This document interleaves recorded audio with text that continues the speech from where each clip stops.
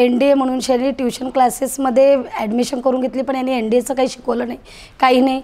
यांच्या चक्करमध्ये माझ्या मिस्टरांना एकदम पॅरालाइस येऊन गेला. 3 महिन्यापासून 4 महिन्यापासून ती पूर्ण पडीत पडलेले आहे. 1,80,000 आमच्याकडनं घेऊन त्यांनी काही करून नहीं राहिले, काही नहीं. नमस्कार, आप देख रहे हैं नागपुर टुडे। ट्यूशन और कॉलेज की साठगांठ के आपने काफ़ी इंसिडेंट सुने होंगे। हालांकि आज हम जो इंसिडेंट बताने वाले हैं उससे आप सब लोग चौंक जाएंगे। जहां सोनेगांव में स्टूडेंट को और उनके पेरेंट्स को एक ट्यूशन क्लासेस द्वारा ऐंठने का इंसिडेंट सामने आया है। तो आज हमारे साथ उन्हीं स्टूडेंट्स के कुछ पेरेंट्स हैं। तो आइए जानते हैं एक्चुअली हुआ क्या था। सर, सबसे पहले ये बताइए एक्चुअली मैटर क्या है और किस ट्यूशन क्लासेस ने आपके साथ स्कैम किया? सालवस ट्यूशन क्लासेस करके है। हमने अपने बच्चों को वहाँ पे पढ़ाने के लिए भेजे थे। ट्यूशन्स में फ़ीस भरे थे। उसके बाद ट्यूशन चालू होने के बाद हमारा बजाज फाइनेंस से फाइनेंस हुआ था। कुछ समय के बाद ऐसी हो गई कि ट्यूशन में इश्यू होना चालू हो गया। उनके टीचर स्टाफ में कुछ प्रॉब्लम होना चालू है। टीचर लोगों का पेमेंट नहीं दे रहे थे वो लोग। उसके वजह से ट्यूशन में काफ़ी बहुत सारे प्रॉब्लम आ रहे थे। बाद में पता चला कि ये जो साड़वे करके है, जो ओनर था तेजस्वी साड़वे करके, उन्होंने इसी प्रकार से बहुत सारे ट्यूशन क्लासेस खोले थे और बहुत जगह फ्रॉड किए थे, जैसे अमरावती हो गया, इंदौर हो गया, ऐसी। इसके बाद हमें पता चलने के बाद हमने सोनेगांव पुलिस स्टेशन में कंप्लेंट किए। कंप्लेंट होने के बाद FIR दर्ज हो गया। उसके बाद उसने कोर्ट में बेल के लिए अपील किया था, लेकिन ऐसा हो गया फौज की उसको बेल मिल गई। लेकिन हम यहाँ पे आज जो है नागपुर टुडे करके जो न्यूज़ चैनल है वहाँ पे आए और हमको लोगों को ये बताना है कि आगे चल के कोई भी ट्यूशन में अगर आपका बच्चा पढ़ता है तो सबसे पहले पूरी जानकारी लीजिए कि आपका बच्चा सही ट्यूशन में पढ़ता है कि नहीं पढ़ता है। जो कॉलेज में एडमिशन हुई है वो कॉलेज में सही में वो एडमिशन हुई है या नहीं हुई है, वो कॉलेज कैसा है। ऐसी नहीं होना चाहिए कि अपने को अपने प्रैक्टिकल के मार्क मिलने के बजाय कोई भी कॉलेज में एडमिशन लिए और आपका बच्चा नहीं जाता है और ट्यूशन करता है और घर में पढ़ाई नहीं करता है, या ऐसी बहुत सारी इश्यू होते हैं। लेकिन आप अपने कोई भी ट्यूशन में जाने से पहले वो ट्यूशन की पूरी इंक्वायरी करने के बाद ही अपना बच्चा वहाँ पे डालें। और फिर से मैं आपको बता रहा हूँ कि तेजस्वी साड़वे तेजस्वी साड़वे जो है, यही कोई ट्यूशन में या कोई और जगह चलाता है तो बिल्कुल अपने बच्चों को वहाँ पे मत डालिए। इतना ही मैं लोगों से अनुरोध करता हूँ। और हमारे को न्याय मिलना चाहिए। और पुलिस वालों ने भी हमको बहुत सपोर्ट किया, बहुत सारी चीज़ें का गाइडन्स किया है, मैं उनका भी शुक्रगुजार हूँ। मॅम, आम्हाला सांगाल की आता जसं लाखो रुपयामध्ये ट्यूशन फीस वगैरे आकारली जाते आणि यात जे आहे त्यानंतर यांनी कसं काय फ्रॉड केलं होतं, काय प्रॉमिसेस दिले होते आणि आता मुलांची जे आहे, आता एक्झाम्स वगैरे आलेच आहे, तरी त्यांची काय मनस्थिती आहे? मुलांची मनस्थिती तर फार खराब झालेली आहे। आणि आम्हाला माझ्याकडे जेव्हा ते साल्वेसर अकॅडमीमधनं आले होते तर त्यांनी आम्हाला 3 लाख रुपये आधी सांगितले। आणि मग नंतर मी म्हटलं की माझी परिस्थिती तितकी नाही आहे, मी एक अंगणवाडी सेविका आहे आणि मी इतकं काही म्हणजे पैसे भरू शकत नाही, तर तुम्ही किती भरू शकता मॅडम म्हटलं। तर मी म्हटलं मी खूप झालं तर दीड वगैरे देऊ शकते। तर त्यांनी सांगितलं की आम्ही तुम्हाला कॉलेजची 2 वर्षाची फी, मुलांचं नेणं आणणं, टी-शर्ट, बॅग, नोट्स आणि लॅपटॉप, ह्या सगळ्या गोष्टी आम्ही तुम्हाला ह्या 3 लाखामध्ये प्रोव्हाइड करू, की जेणेकरून तुम्हाला। मग असं करता करता त्यांनी मला 2 लाखावर मला कन्व्हिन्स केलं। 2 लाखामध्ये मी माझं पॅकेज घेतलं 2 वर्षासाठी। त्याच्यामध्ये त्यांनी मला टी-शर्ट, बॅग, नोट्स, मुलांचे 12वी 11वीचे नोट्स आणि लॅपटॉप आणि नेणं मुलांचं ह्या सगळ्या कॉमेंट्स केल्या। आणि मग मला वाटलं की चला कुठे जाऊ तर आपण 3-4 लाख रुपये आपल्याला असेही लागणार आहे, इतक्या सगळ्या फॅसिलिटीज पुरवून राहिला। तर त्याच्यामुळे मग आम्ही ॲग्री झालो आणि 2 लाखामध्ये आम्ही ॲडमिशन डन केली। आणि मग आम्हाला 3 महिने झाले, आम्ही पैसे भरून झाले, तर माझे 88,000 मी भरलेले होते। आणि मग म्हटलं की आम्ही आता 50-60 हजार भरून झाले, तर तुम्ही लॅपटॉप तर अजूनपर्यंत दिलं नाही, टी-शर्टही दिलं नाही, साधं आय कार्डही दिलं नाही। मग असं म्हटलं, मग त्यांची एक फर्स्ट मीटिंग झाली, पॅरिस मीटिंग। तर त्याच्यामध्ये मी पण हा प्रश्न ठेवला। तर सर म्हटलं तुमचं तर अजून काही लॅपटॉप वगैरे नाही मॅडम म्हणे, जेव्हा 70% पैसे पॅरेंट्स देतील म्हणे त्यानंतर आम्ही तुम्हाला लॅपटॉप देऊ म्हणे। तर म्हटलं ठीक आहे ना। मग माझा ड्यू होता तर मी परत पैसे भरले 28,000 रुपये।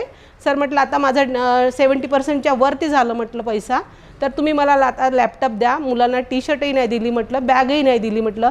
तर मॅडम येत आहे म्हणे, बस बुकिंग झालेले आहे म्हणे आपल्यावाले लॅपटॉप, ते आता येतील आणि तुम्हाला मिळतील. असं करता करता 6 महिने होऊन गेले, पण मुलाला कुठलाही लॅपटॉप नाही मिळाला, टी शर्ट नाही मिळाली. फक्त एक आय कार्ड दिलं आणि नोट्स दिले होते स्टार्टिंगला, बस तेवढंच 11वीमध्ये. आणि बॅग नाही, टी शर्ट नाही आणि लॅपटॉप नाही. म्हणजे पैसे देत नाही आहेत पॅरेंट्स. असं करता करता मी प्रत्येक पॅरेंट्सला पण विचारलं की किती लोकांनी पैसे भरले. तर सगळ्यांचे जवळपास असे पुष्कळ पॅरेंट्स होते की त्यांनी जवळपास पूर्ण 1 वर्षाची फीस पूर्ण कंप्लीट केली होती. आणि आता तर शेवटी मला डिसेंबर महिन्यामध्ये माझा मुलगा रेग्युलर जात होता डिसेंबरपर्यंत. तर आम्ही म्हटलं आता इतके पैसे भरलेले आहे, माझा 1 लाखाच्या जवळपास माझा पैसा भरून झालेला होता. तर आम्ही पाठवत होती मी माझ्या मुलाला, पण मध्येच यांचं भांडणं वगैरे चालू होते. आणि मग मला त्या आरती वासनिकचा मला फोन आला, मॅडम म्हणे तुमचा मुलगा ऑटोनी किंवा बसनी येऊ शकतो का म्हणे. कुठला ॲड्रेस आहे तो? पन्नासे लेआउटला.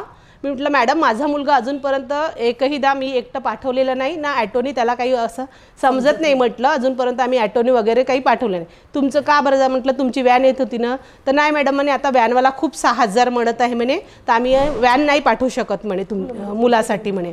तर तुम्ही म्हणे मुलाला ॲटोनी पाठवा, बर्डीवर पाठवा, मग बर्डीवरून मेट्रोनी येईन जयप्रकाशने, मग तिथून आम्ही कुठून तरी पिकअप करून घेऊ म्हटलं. सॉरी मॅडम मी पाठवू शकत नाही म्हटलं माझ्या मुलाला.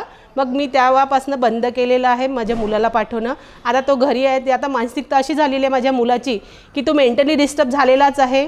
त्याला असं वाटतं की मम्मी पप्पाचे पैसे गेलेले आहे, त्याच्यामुळे त्याचं अभ्यासातही लक्ष लागत नाही. आणि ॲक्च्युली डिस्टर्ब झालेलं आहे की आता दुसऱ्या अकॅडमीमध्ये आम्ही विचार करतो तरी असं भीती वाटत आहे की ह्या अकॅडमीमध्ये टाकायचं की नाही टाकायचं, की परत असं साल्वेसरसारखं मिळेल आपल्याला, साल्वेसर आपल्याला असं परत मिळता कामा नये अशी भीती वाटत राहते. पण आता मुलांचं शिक्षण करणे आहे, तर आम्ही कशी तरी तडजोड करून मी परत माझ्या मुलाची ॲडमिशन दुसऱ्या अकॅडमीमध्ये करते. धन्यवाद. आणि तुम्ही हे आमच्या सगळ्या भावना ऐकून मला असं वाटते की तुम्ही कुठल्याही नवीन ट्युशनवर तर विश्वास ठेवू नये आणि साल्वेसरसारख्या अकॅडमीमध्ये कुठल्याही लोभनाला बळी न जाता तुम्ही आपल्या मुलांचं भविष्य पाहावं आणि अशा लोभनासाठी त्याच्यात फसू नये.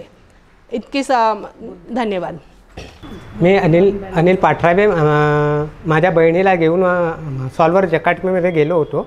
तिथे आम्ही 2 ॲडमिशनची माझ्याबरोबर कमेंट झालं होतं की मी 1.75ला एक कमेंट केलं होतं, पण त्यांनी मला 1.90ला 2 ॲडमिशनसाठी कमेंट केलं आणि सांगितले की तुमच्या मुलांना मी याच्यासाठी नीटसाठी त्याला आम्ही रिपीटरमध्ये क्लासेस मोफत शिकवल्या जाईल. पण मी जेव्हा फर्स्ट मीटिंग झाली होती तेव्हा मी त्यांना बोललो होतो तेजस सराची की तुम्ही रिपीटरचे कधी क्लासेस सुरू करणार आहात. तर त्यांनी सांगितलं ऑगस्टपासून. तर ऑगस्टपर्यंतचे मी वेळोवेळी त्यांच्या फोन जसा येत गेला तसं मी पैसे भरत गेलो. पण त्यांनी दुर्लक्ष करून डिसेंबरपर्यंत क्लासही सुरू केला नव्हता आणि जे व्हॅन पाठवायचे ते त्यांनी फेब्रुवारीपासून त्यांनी व्हॅन बंद केली. तेव्हा त्यांचा सगळा प्रकार मला लक्षात आला.